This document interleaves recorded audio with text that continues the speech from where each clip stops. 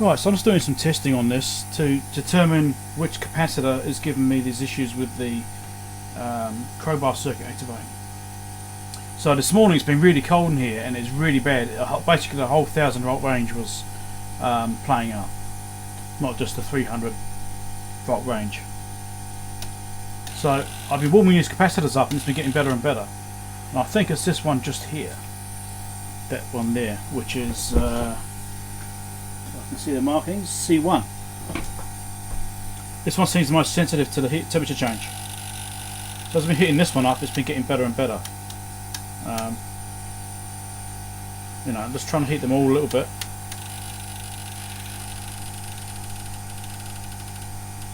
So there you go, doing the top of that capacitor, and it stopped doing it on that one. Okay, so I think C1 is the issue here.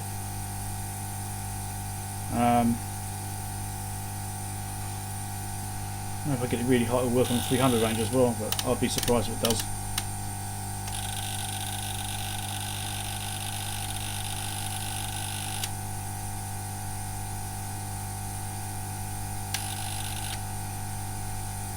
I thought I'd give this a go and just because capacitors sometimes will recover if you heat them up a little bit, make them warm.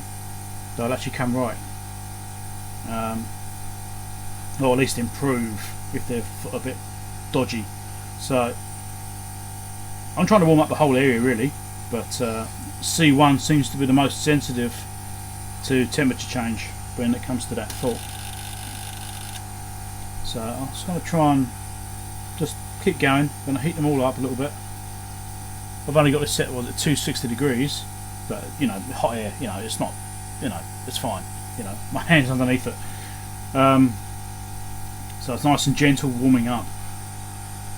So I don't want to get it too hot. Obviously, I don't want to melt the plastic that's on the outside of them either. So it's all there. But so I've got capacitors coming in. I'm going to be replacing these, but I'd like to know which one it is that's giving the trouble. So that's why I'm trying to go through this trouble of, you know, narrowing it down. So yeah, I just want to try and get that to actually, you know, warm up a bit and see if I can get the 300 volt range to work. So there you go. That's on 390 now. Before that wouldn't work. So that's already an improvement there. 380 is playing up. So I'm pretty sure it's this capacitor here which is the biggest issue. Now I can't remember which one it was. One of them I tested was actually way off value. I think it was C1. It could have been this one here.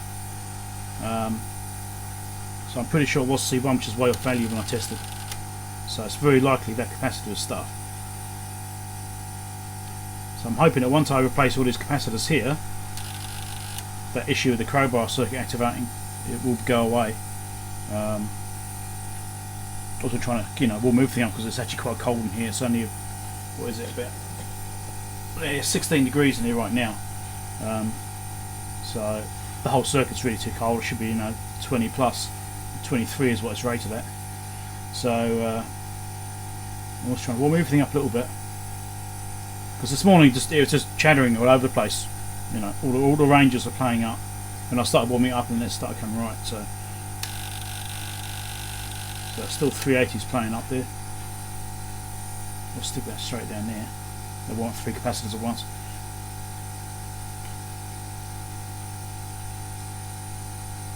But obviously the heat's got to go right through the capacitor. It's going to take a while for it to travel through. You know, it's quite a big capacitor, so it's not going to be easy to heat up. But, I believe, based on that chattering and going away, would be warming these up. I'm very confident that changing these capacitors will fix that final issue I've got, where it's chattering, that crowbar circuit's activating. There you go. Leads number 8.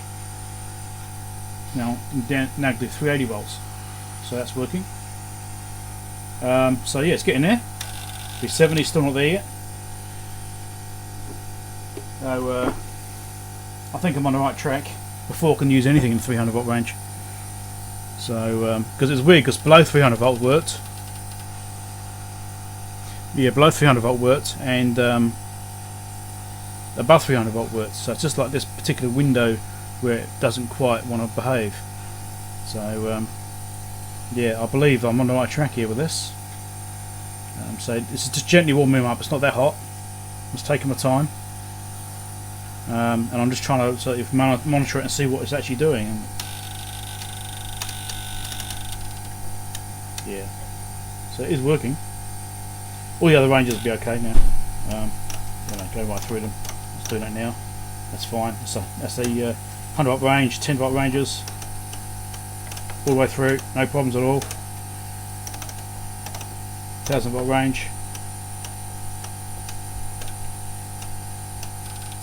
Oh, that's it. It's working. That's all voltage levels. So there we go. Yes. It's only just failing. So yeah, that's it. I'm on the right track there with those capacitors, I think. That's all good.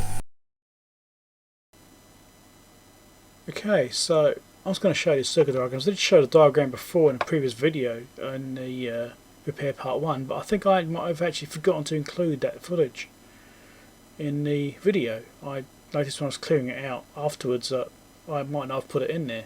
So apologies if I didn't put a video in there. I'll add it into this one. So if it doesn't make sense about the 12 volt, the 15 volt power supply section, then yeah, we'll cover that. So here is the bit which has got these capacitors which I showed being heated up and resolving the issue with it chopping out the crowbar.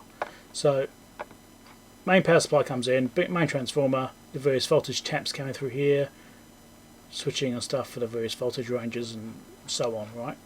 So that gives you an idea where we are in the actual circuit. Now there's a control circuit down here which is part of the driver. These are the relay contacts for the crowbar. Normally open, they short out to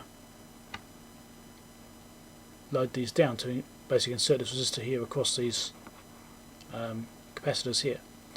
Right, and the actual coils are over here in the crowbar driver circuit. So the capacitors which I've found are faulty, this is one of them, C1. That's one which I showed being heated up, and that's what resolved the issue. Okay, so you can see this is tied into the input of the crowbar circuit, or the actual driver. Okay, so that is affecting this. Now when I've done measurements on this capacitor, I've had various outcomes from those measurements depending on which meter I'm using. So one meter refuses to even accept it as a capacitor. Another meter said it was about 3 to 4 UF, not 80 UF. Right, so let's make this a bit bigger so you can see. Now I've given you the overview. Right, so here we go. Right, so it's 80 UF. Okay. I'll go a bit bigger again actually. Why not? Okay, so C1's 80 UF, C2 is 80 UF, C3 is 200, but actually I believe it is 250 that's actually installed. And then over here we've got C55 is 80, C56 is 80, and C58 and C57 also 80. Right, so that's the 7 big capacitors that are in those metal cans. Okay, so those are the 7 capacitors I want to replace. Now there's another one of these which is actually faulty. Which one was it? Hold on, let me have a look. Let's give it a different value. 56. Okay, so C56 is also giving a odd value. All these other ones are measuring around 93 UF. This one here is measuring 110. So that seems a bit odd as well. And like I said, that's measuring about 93, and so, but that one is measuring 240, and it states it's 250 on the packaging, so that's fine. But so I think there's only actually 2 bad capacitors out of the whole lot, C1 and C56. And certainly heating up C1 did resolve the issue that the unit has. So I could probably get away with just replacing those 2 caps, but I'm going to replace all of them. I've ordered parts for all of them, so I will replace them all. It's a bit of a job because there's like 5 terminals on each one, because they've got the shield casing, which is the negative of the capacitor, which has got 4 pins around the outside of it, which all have to be desoldered. And it's a bit of a mission getting them out, but you know, it is what it is. So yeah, it's not that bad.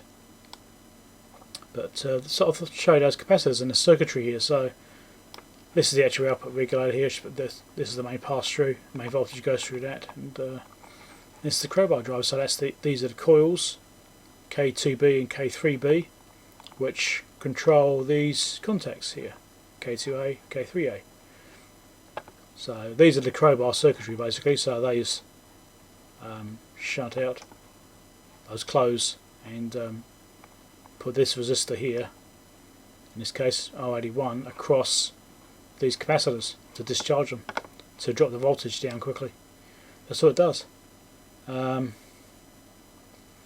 Yeah, so I believe once I get these big capacitors replaced, the unit will be fully operational. All I've got to do then is replace those binding posts on the front panel as well. I've ordered some from China, a couple of different versions. One looked much nicer than the other. I've also ordered some locally, which obviously arrived first, but I'm not sure if they're suitable or not. So I've sort of hedged my bets there. I mean, I'll use them all eventually anyway. It's not like a waste, but you know, I also want to try and get some nice binding posts on this thing, high quality ones. Okay, so that's that. I think that's all I really have to say. So when I actually get those other parts in, I'll do some more video, and you'll be able to see me actually repairing it. Right, so here's the circuit diagram of the 15 volt reference supply, which I've said is TP2, where there's no voltage. Here's TP2 just here. And also TP, well, connection 13 has also got no voltage. So nothing at TP2, nothing at 13, 23 is TP2, basically, right? So two 15 volt supplies here, which are basically linked together here, right? So they're linked anyway. But there is no voltage there. So TP1 has got 22 point something volts there, so that seems fine. I've got 22 odd volts here. I have nothing here, and say nothing here. Okay, so if I've got a voltage here and a voltage here, and that's low, then this should be turning on. This is a 2N3904. Alright, so that should be turning on. So if that's lower than this by, you know, more than 0.6 of a volt or whatever, that should be on, which will then make it conduct and pull this positive, which will then turn this one on. Okay, so if that's high and that's low, this should be on, which will make this come high proportionally, you know, 0.6 of a volt lower than these, which would pull this one on and then make this come high, but that's not happening. And also it has this feedback circuit in here as well, which is obviously voltage regulation and so on, but say because that's high, that should be on, and it's not.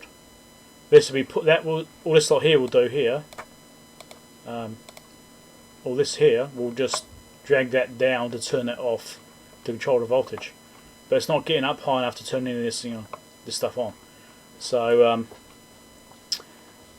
I am suspecting this Q20 here is failed, although I did test on it and it measured okay. The actual transistor testing, it looked okay in circuit at least. It's given the correct 0.6 voltage drop on a diode test mode across the base and collector and base and emitter. Right, so it appears right, but it ain't working. So yeah, it's a bit of a mystery there. I was expecting this to be doing something, but there's obviously something in this section of the circuit which is broken.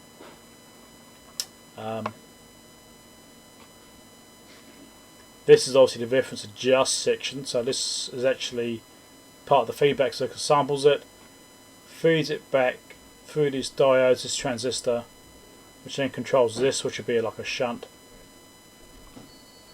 current shunt, which then goes through this transistor, which is biased on obviously because if there's power here, this will be on, which will then pass through whatever that is doing to control this level here.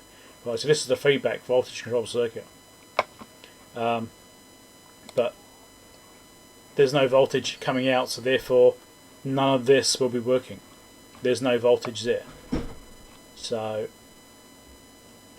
one of these has failed, basically. I'm suspecting Q20 is not working properly. It could be Q19. Now apparently this device is rated for 1 amp.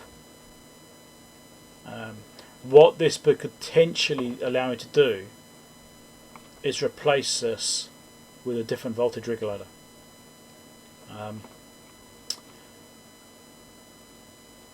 Whether I can get the precision I need and the stability I need for a volt for this system, I don't know. I might still be able to tie this into it if I replace this transistor with a like a 7815 or something like that, or M317, and tie into this circuitry to control the voltage. I don't know, but I'm going to try this transistor here first, this Q20. I'm going to replace that because I've got a bunch of those. That's the easiest thing to try first. I'm going to replace that transistor and we'll see if anything changes. So I thought I'd just show this transistor which I replaced, this 2N3904, which was in the 15 volt power supply, which is what the original fault was, why it wouldn't work. So I just hooked it up, and when I tested it in circuit it tested okay, but we'll see what comes out because I know it's definitely wrong. Thinks it's a diode. Yeah, okay, that's why. It's obviously got a blown connection. It's looking at a it thinks it's a diode. So yeah, that's why that's gone. Right. Yeah, so it's strange. I mean, when it was in circuit, it tested okay. So maybe I was getting some readings from a parallel device somewhere or something, which was dragging it over. But anyway, that's that piece. Alright, so this is the Fluke 343A. Now, these are all the capacitors I need to replace. They're awkward bloody things, but like I said, I've got 5, not 6. I don't know how the hell that happened. I don't know. Strange. I might have to order some more. I know these two caps are bad. That's an 80. That's an 80. So these two are definitely going to get replaced. I think I might leave one of the other ones which test better and just leave that in place until I get some more. The 330s to replace are there and there. And then I've replaced, I think, pretty much everything. I've just got these ones here which I haven't replaced yet. These are odd values. They're like 15 UF and 30 UF. So slightly strange. So I might have to figure out something. They measure okay, so I'm not too worried about them right now. I might just leave them, as soon as they do seem to be fine. It does work apart from these capacitors here playing up, so I'm hoping to get this video done today. I ain't got a lot of time, about half an hour, and I'll pull these caps out, place them and retry it hopefully and see how we go. I'm going to do these ones first because they're the easy ones, and then I'll start doing these big ones because they've got 5 terminals on the back of them, which makes them a bit hard to do. So right, let's get started. Let's try and get this in a way you can see it. Hopefully it's not going to be easy, because I need to get onto here. Right, where's that cap? Now, because this has got a conformal coating on it, it makes it a little bit interesting. Where is that one? I'm trying to find a cap. Try and point to it with the soldering iron. Okay, there somewhere. Really? Have we soldered that one? That's weird. That can't be right, surely. Hold on, I've got to try and identify where this thing is. So that's... I have resoldered that one. Interesting, okay. Alright. So let's get this one off. I think I turned it on. Yes, I did. Right.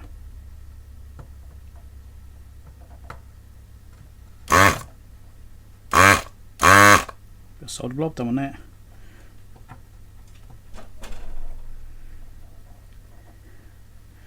Come on, get through the conform coating.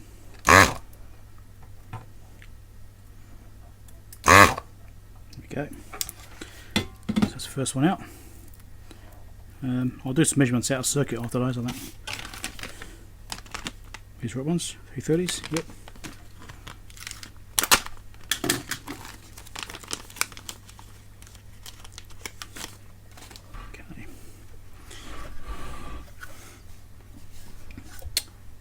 So negative that end. When I put these in, I always try and put them in with the values facing upwards so you can see what they are. Try to anyway, don't always manage to do it, but we try. And this is a jack-on brand, I don't know, who knows. You have to use what you can get sometimes. It's getting better than old 40 capacitors, isn't it? That's that one, and then I've got to do the one down the bottom there, which is also going to be a bit hard to get to. Just got to identify where the wires are. Okay.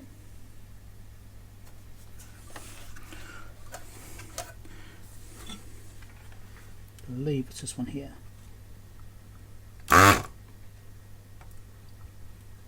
Although it may not be since it's not moving. Where is it? Is it this one?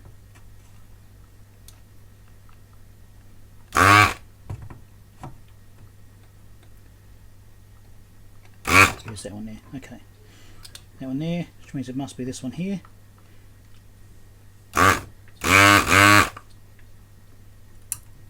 It must be this one there, honestly. I don't think it is. Oh dear. Where is it?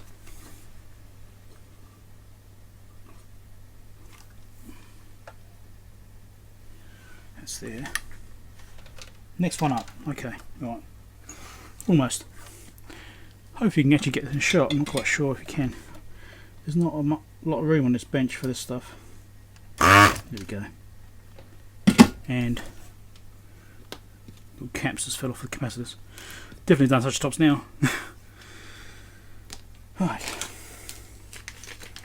Now these are a bit thicker than the originals, which could be a bit of a problem. It's got to get into a space. Oops.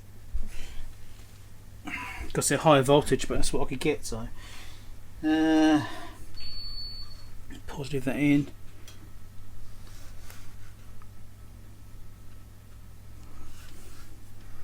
So yeah, we'll have to see where we go with this.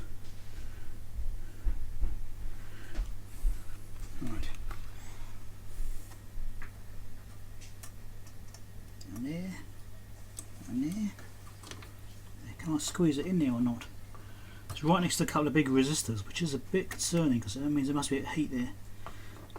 Can I pop it in between the gap? No. How am I going to get this in? I might have to stand it off like that. That'd be no good, would it? I don't like this. I don't like this setup. I have to do something about this. What can I do? That resistor there, I mean it's a big resistor, it may get hot. If I can sort of thread it through and then push it in. Let's try that. Yeah, that's basically touching that resistor though. I don't like that. I have to be inventive with this. I may have to stand it off. I don't want it touching that resistor, and that's a bit too wobbly to be happy with that.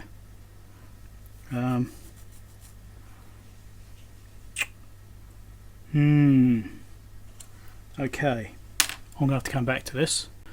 Okay, so I've come up with solutions. So instead of using this one here, which really doesn't fit in that gap, one of the other ones I purchased, the radials, if I bend the legs like this, it reaches the holes and it will just stand up like that, and that's actually better. Voltage and the capacity are absolutely fine. Why this one is, you know, well, mind you, this is a Nichicon and this is some Jackson. Yeah, who knows. So at least it's a Nichicon, so, and it's what's this temperature rating? 105 degree rated, so that's better anyway. I'd rather have that in there anyway. So I can drop that in that gap, and that'll fit in there just like so. We'll sit in there just like that. Okay. I can probably put some kind of restraint on there to hold that in place so it doesn't move around. But I'm happy with that. Then squeezing this down next to the resistor, you know. It's 105 degree rated anyway, but it'll be actually touching the resistor, and that's no good. So at least there's an air gap on this one, so it's got to be better. Okay, so that's what I'm going to do now, is solder those in, and hopefully it will fit. The legs will stick out enough, hopefully. I've got to resolder those ones also, desoldered. If it doesn't drop out when I turn it over. Right.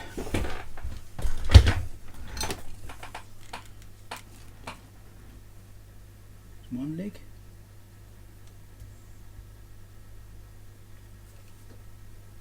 Solder this one back in again as well, which I desoldered before. And this one here, which I desoldered before, trying to find it. I just want to clean up all this burnt so just through the PCB. I might try and tack it on, then push it through. This conformal trace, the conformal coating burns, and you've got to try and clean that off, because it's, I don't know if it's actually causing any issues being burnt sitting there, but I'd rather just take it off. Just better, cleaner. You know, don't want any leakage across it, that sort of thing. And this is a very big trace, it's taking a lot of heat, it's sucking the heat away.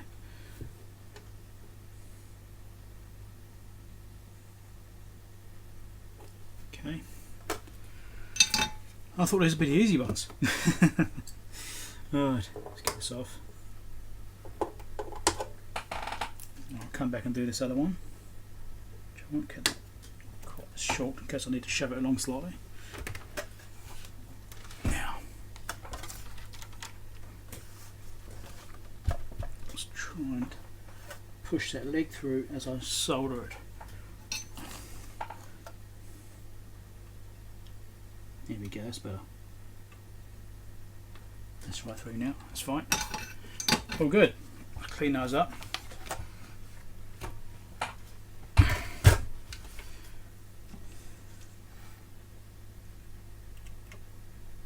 There's the other one over here.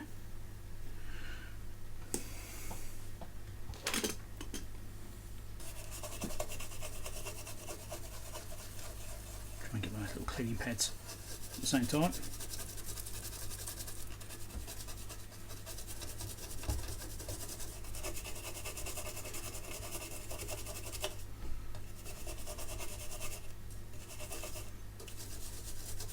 This is what I found to be the best way of doing it with these pads. Is you give it a scrub, then you stick the pad on, scrub through the pad, and that seems to work really well. It's easy than trying to do it by hand. It just works nicely, you know. That's my new technique. You need quite a stiff brush to actually scrub the board to get those, you know, to break up things like this. Like this has got this burnt conform coating there, you know. I've got to try and get that off.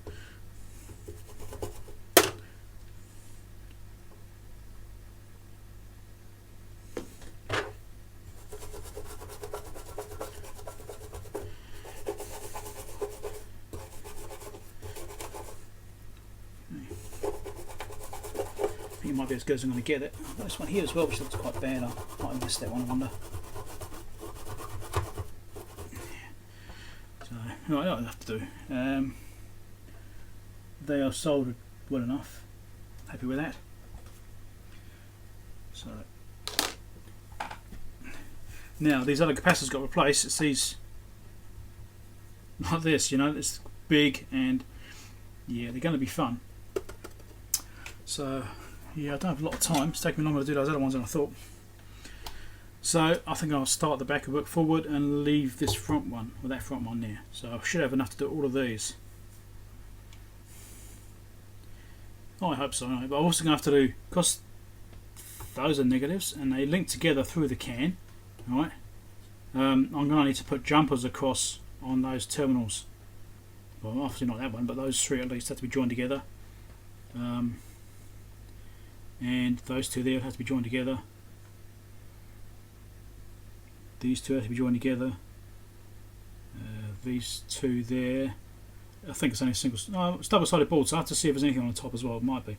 But yeah, I'm going to have to join these things together to make sure that they got the circuitry intact still. If I just join all four, then I definitely can't go wrong, really. But yeah. So let's start the back and see how lucky I get with this. This is going to be interesting. Or should I start the ones I know are bad? I'll start the ones I know are bad, because I know I definitely can't really. Oh God, come on, get on there. Sliding off.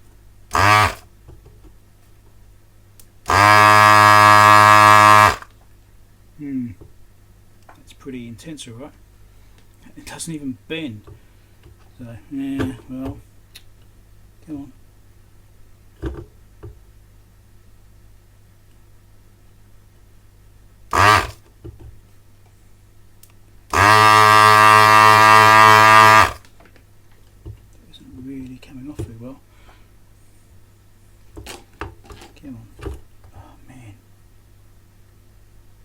Because where it's touching the coating, it makes it slippery because it's melting at that spot.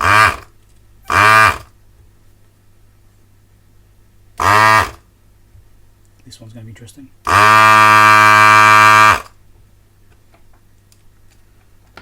Only thing that worries me is I'm also sucking up conformal coating while I'm doing this. That might not be very good for the iron.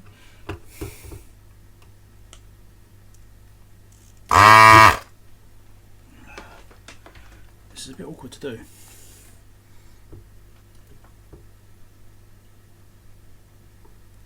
Come on, melt.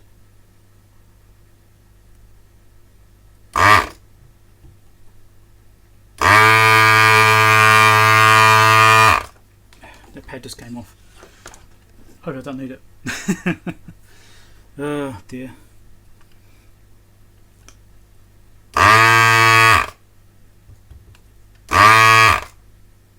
Might drop this temperature down slightly actually.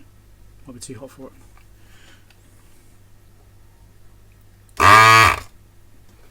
Well, we'll see how we go. I'm not confident in that. I don't think that's going to come off very well at all. Do I have any movement? None whatsoever. Oh no, I'm starting to get some movement now. There we go. But if it's double sided, I need to be careful not to damage anything. So, let's have a look here. I can't see any other traces on the other side. Not around those. So I think I'm safe with that aspect. Doesn't appear to be double sided. So let's just keep wiggling it and hopefully it will come out. It's getting freer and freer. There we go. She's out. Right. Okay, so yeah, there we go. As you can see, no traces underneath. And this is the configuration, so you got all the four tabs are joined together there. So it's interesting about you got the actual traces going to one tab and then using this as a trace, which is somewhat odd. So now this is out of circuit, I should test this. So it's an 80 UF, 450 volt, apparently. Let's have a look. Now it's out of circuit. See if anything changes. I doubt it will somehow. Over there.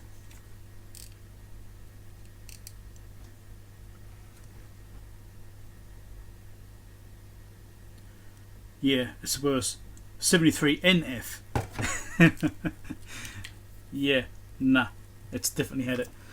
Right, let's get one of these new ones. So I want an 80, which was this one, I think.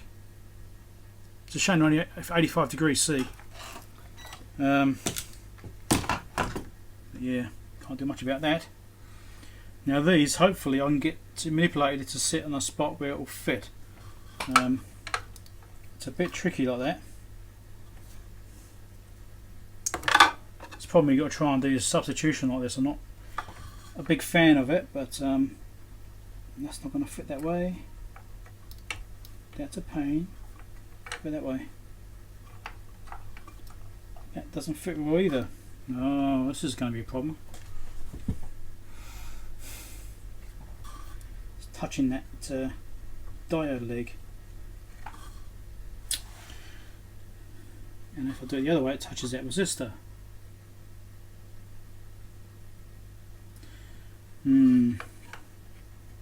I hope this isn't shot.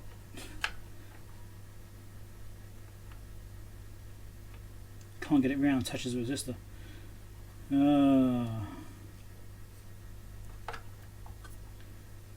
Damn it. This is a problem. How am I going to resolve that?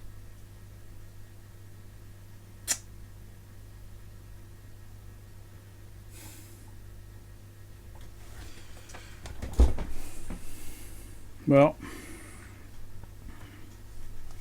let's have a look on the other side of the board.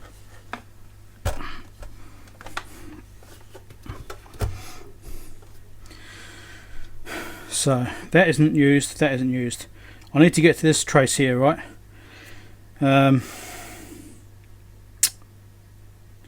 I have to go between those two or these two. That's what the spacing is based upon, right? So it will go through those holes. It'll get lined up, right? It will go in. But got this other part in the way across here. Do I take that resistor out and stick on the back of the board? It's not good. Prefer not to. Can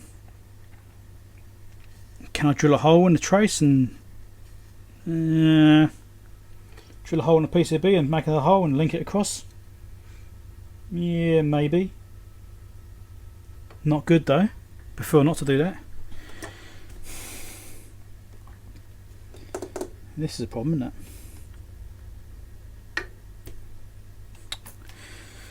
Probably using such old technology, you've got to try and update to something. You know, you've got a capacity, the size difference in these things. You know, incredible. Anyway, yeah, maybe I'll do wire links, stick the negative and do a wire link to the positive.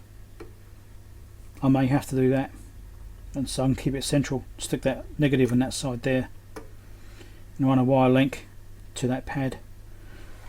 Rather than drilling holes in the PCB and butchering it, because that's not great. I'm going to have to do something like that. It's not the best solution.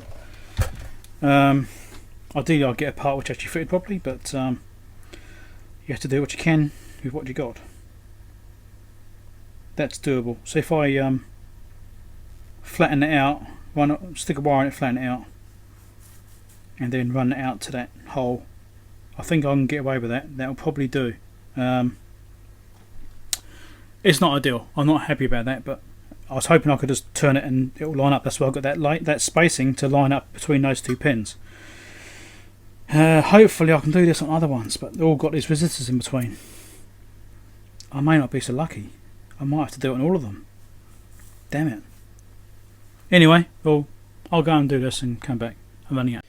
Okay, so I've put a wire onto it. I bent one of the legs flat, put a wire onto it, and I've now got it lined up, so it's going to sit like this. Okay, and I've tried to get away from the resistors as much as I can, so it's not got heat near it, hopefully. And so, I mean, look at it, it's just dwarfed by the original ones. It's funny. So now I'm going to solder that one in, and go from there, I think. Okay, so I've got it soldered in. Now I've got to put this link between these two pads here to replace that original one which was there, which was removed when I took the part out. If I can find my colours again, here we go.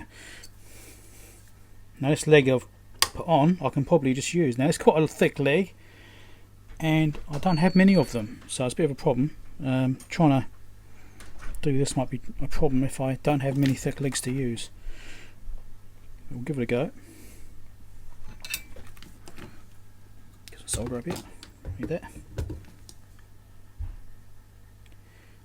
So just solder it onto there.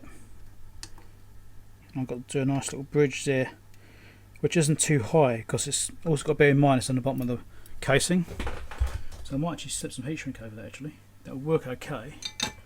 Just get some heat shrink.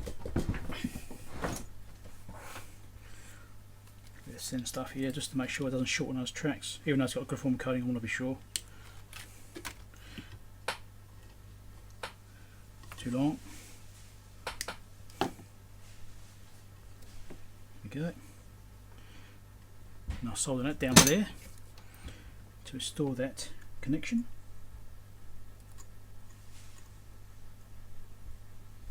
Okay. So that's one done. Not the prettiest thing, but you know, yeah. Do what you can, don't you? Let's give this a clean up. Shame that pad came off. I don't like things like happening.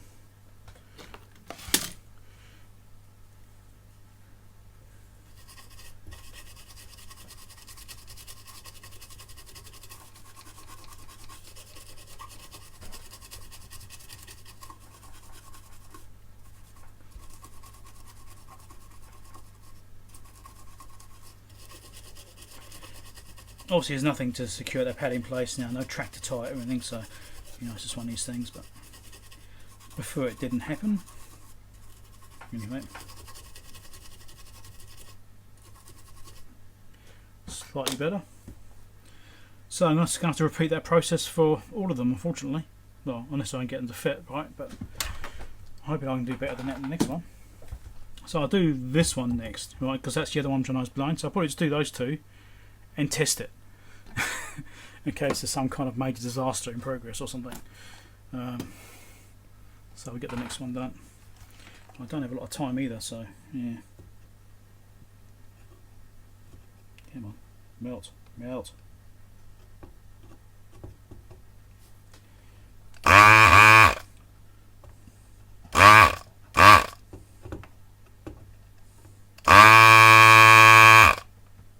Still on. Doesn't want to come off.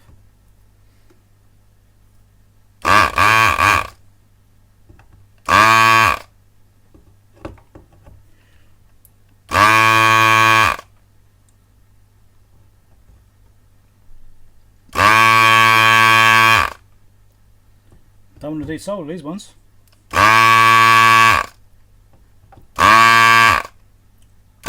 If this is actually sucking or not. Let's give it a clean.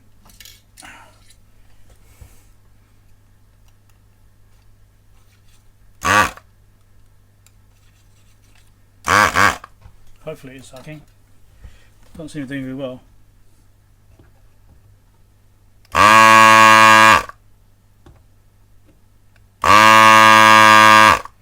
That's better.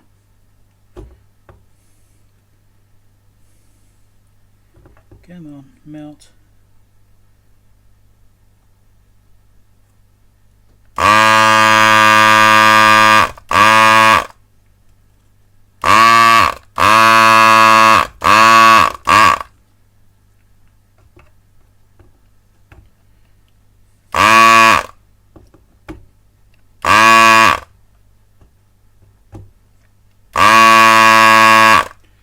Well, so here we go. Let's give it a try.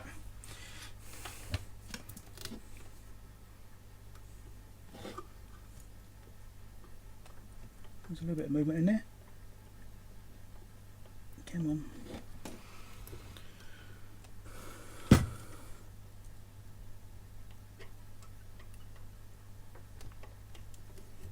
Okay, almost here. This one here's still stuck.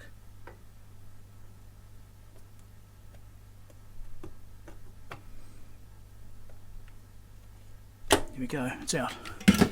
Right. So this one here is another 80 UF 450 volt. So let's test this one too.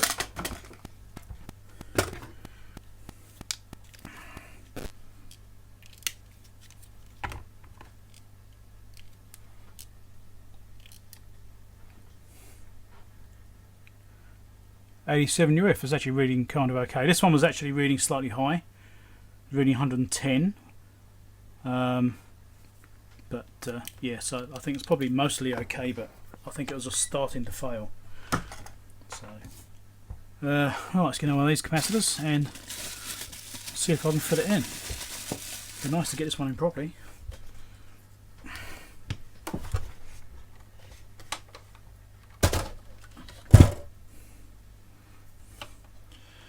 Right.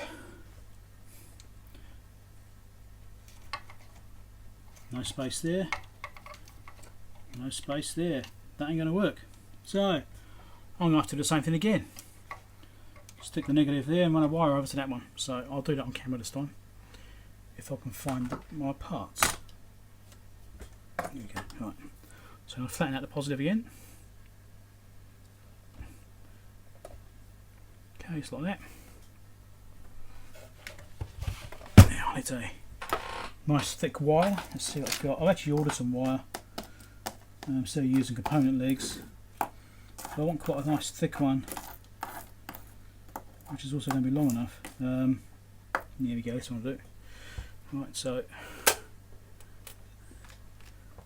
solder,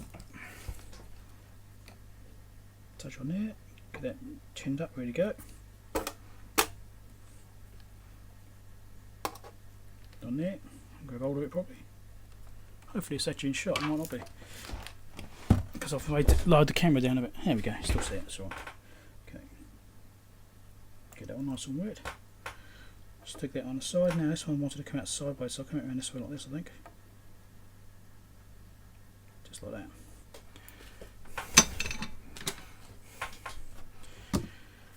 Now I've got to make this spacing the same as one of those. So yeah, and I'll try and come out which one I'm going to go with that. I'm going to go to that one there. It's actually coming in the right place, actually. It's going alright. So let's just spin that around. That's about right, it's close, maybe slightly too far in. Alright, let's give that a go. Through there, hopefully it's actually got a trace on there. There you go, drop straight in, perfect. Let's have a look, see if there's a trace on that negative. I might have put it to the wrong one. Let's have a look. No, that's the one there, that's fine. Absolutely fine. So I need to solder this in. Also going to have to do some kind of physical reinforcing on the board as well to hold them in place, so you don't have the same luxury as I had before.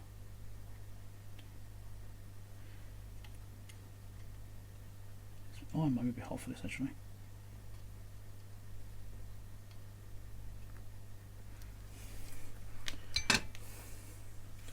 It's on 350, which is what I tend to use for a lot of stuff, but it might be a bit too hot. Oh, let's take this off. Now I need to do a link between there and there. Get this burnt coating out of the way, be good.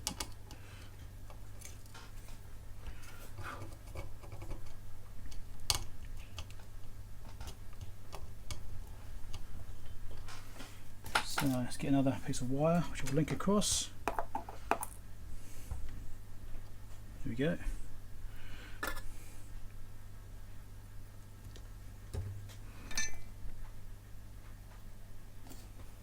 Stick that on there.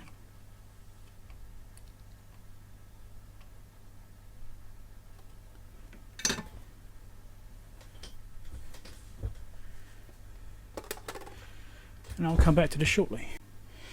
Okay, and there we go, that's there. Solder that side on. Just get it bent down so it'll fit. This wire's a bit thinner than I'd like to use, but it's what I've got. So, and it just reaches as well. Right. I'm trying not to get too much heat into that pad. A bit worried about overdoing it. Okay, that's it. So there's a crap off there can come off, and that pad there fell off too. Great. Lucky it doesn't need them. Right, I'll give this a clean up too.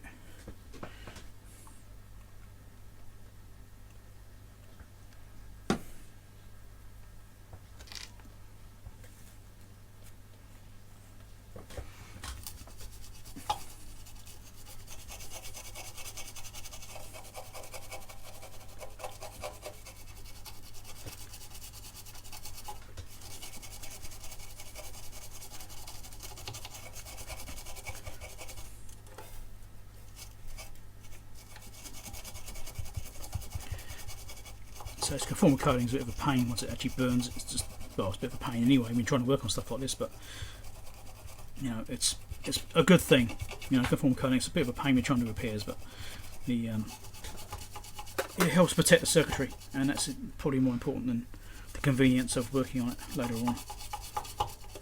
You know. Right, I have to do for now. Okay.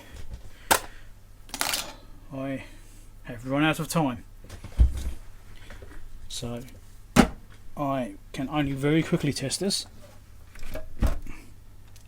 So this will do for now. Quickly power this up and see if it clicks.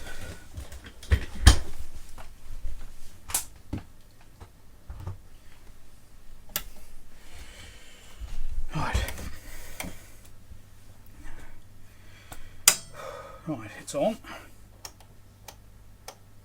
Yay, 300 volt range is working.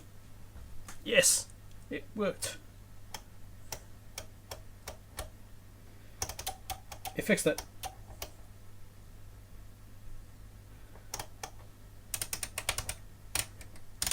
Yep, that fixed it. Cool. So that's at least working. So I need to do some kind of protection on those, just so that have any mechanical stresses on them. You know, but look at the size difference between them, it's ridiculous. But it is a shame I couldn't get some with the right kind of pinouts on the bottom, but anyway, you know, you do what you can. Alright, so I'm going to carry on with this later on. Alright, so I've replaced just about every capacitor. There's one capacitor left because I ran out. I didn't seem to buy enough for some reason, which is a bit odd. So there's one big metal cap right there still, and having replaced all the capacitors, it's all working fine. I've done another calibration on it in case the capacitors have actually drifted things out slightly. I did change things a little bit. And as you can see, I've got it set to 11 volts, 111 millivolts, 110 microvolts.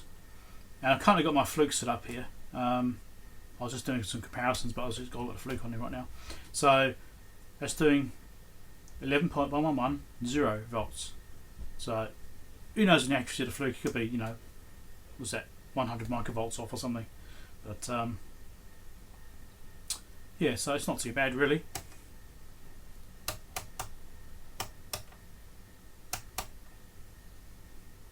There you go. If I do 12, yeah, so I think it's slightly off, but yeah, I mean, I don't think it's this, I think it's the Fluke which is slightly off. So yeah, I mean, it works. And the main thing I've got now is that the if I do it to the 1000 volt range and I do 100 volts, that's fine. 200 volts, that's fine. 300 volts, that is now fine, whereas before that would fail. 400 volts is also fine, and everything works now. It's actually working correctly now. So obviously I'm pretty happy about that.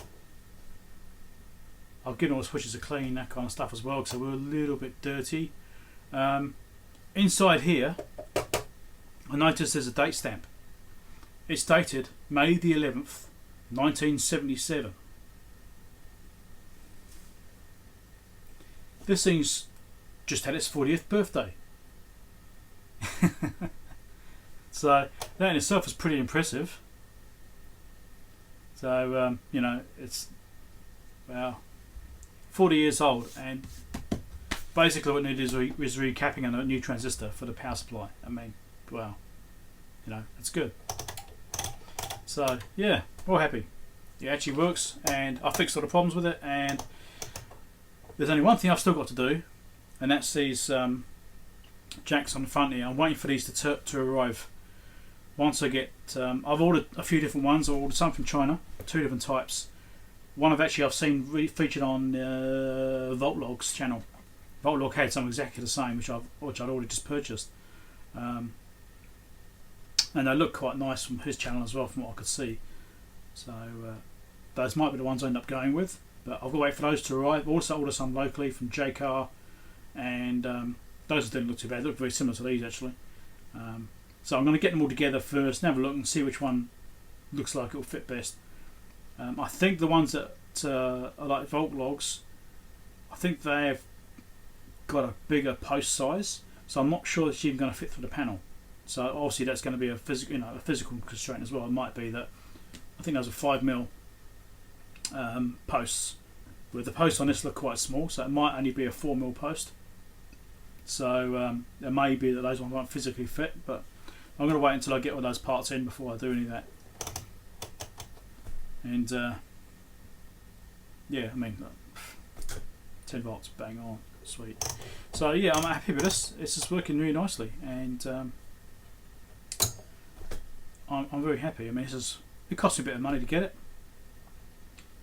but now I've got a proper DC calibrator, which is in working condition. So I just need to change those and that one capacitor there. I just need to get some more, find out, or at least check to see how many I actually ordered. I'm pretty sure I ordered 10, but I've got 5.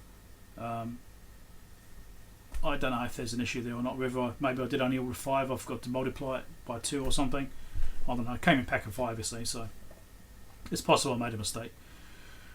But I do want to change that one last capacitor as well, so that's all dealt with, and then that's all the caps done, which, all the electrolytics all done, every single one of them.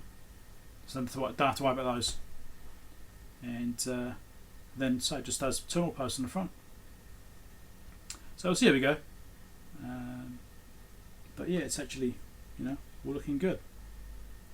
I'm not sure about this LED brightness. It looks a little bit dim. I might have to actually re-look at that and adjust the resistor value, because I did a measurement on the open circuit voltage.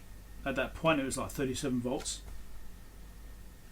but obviously when it's got a load on it, it's dragging it down a bit, and so the voltage is dropping further than I actually calculated for the resistor value. So I think it's actually a little bit dim, so I might have to just re-look at that and just change that resistor value to make it a bit brighter so it stands out more, because right now it's only barely visible. So just little details like, I mean, functionally it works, it's doing what it's supposed to do, so I'm happy with that. It's good, it's 100 microvolts. It's fine.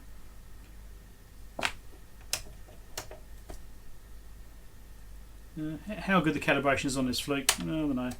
There will be some slight variation here. I mean, it's got the only capacitors I haven't changed are the original. There's some paper capacitors in here and stuff like that, and they are still original. So it's not 100% changed.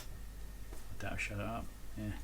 So it's mostly there, but it's certainly good enough. So now I've got this voltage standard I can use for doing testing. So if I need to test a multimeter ranges or do comparisons like I did with this one when I first got it here to do the review on it. This has to go back, by the way. I've got to send this back soon. I've had it sitting here for a little while now. So this, when I did a comparison, I can only go up to 30 volts because that's what my big power supply here could do. But now I've got this, I can actually go right up to 1000 volts, which is the limits of the meters. So I could do those comparisons right the way up. So that is very good. Bang on, 4 volts. I mean, awesome. So I'm all happy with that. That's been a good project. So I'm going to stop waffling now. So that's end of part 2. I won't bother recording me changing these terminals. There's not much point in that. You can imagine what that's like. Can I imagine? I expect. So have a good one. Catch you later. Give us a thumbs up. Subscribe if you're not already subscribed. And I see more things like this being done. These various repairs. I try and get things in, especially to do videos, depending on budget, because I don't think I am paying for all of this stuff myself. I'm not actually being supported in any way, but I don't have any Patreon supporters or anything. So I do have a Patreon account, but I don't have a single supporter yet. It'd be nice if I actually start getting some. Although I haven't really done much with it. I haven't really put much in the way of goals and stuff on there, so that's something I really do need to get into as well. But I'm putting more time into making videos rather than playing with those sorts of things. But I mean, I do this stuff because I enjoy it. So I need to buy more things to do, well, more test gear to do the videos like this. But I've got stacks of projects to do. I've got boxes and boxes of projects of things to do. So I've got plenty there lined up to happen.